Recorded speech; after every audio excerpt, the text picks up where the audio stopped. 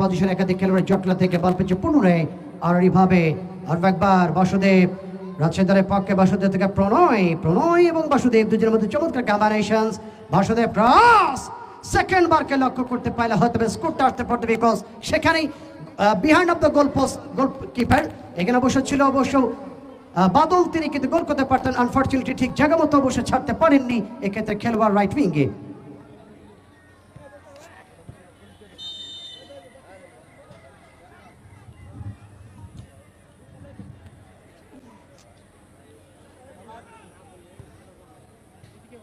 আবার বদর হেড মনের সঙ্গে 4 নম্বর জার্সি এ অবস্থায় কান্ত মধ্য মারতে বল প্যাচের প্রতিপক্ষে 7 নম্বর জার্সি রাজু রাজশাহী দলের পক্ষে বাসুদেব আর একবার রাইটের প্রান্ত থেকে লাভ করেছেন 8 নম্বর জার্সি দলের পক্ষে সেলিম উদ্দেশ্য ছিল বাদল ফিরতে বলতে বল প্যাচের রাইট লেফট উইং ব্যাক পজিশনে খেলবেন পুনরায় বল প্যাচের সেলিম লম্বা দেহের অধিকারী সেলিম দুর্বল শট ছিল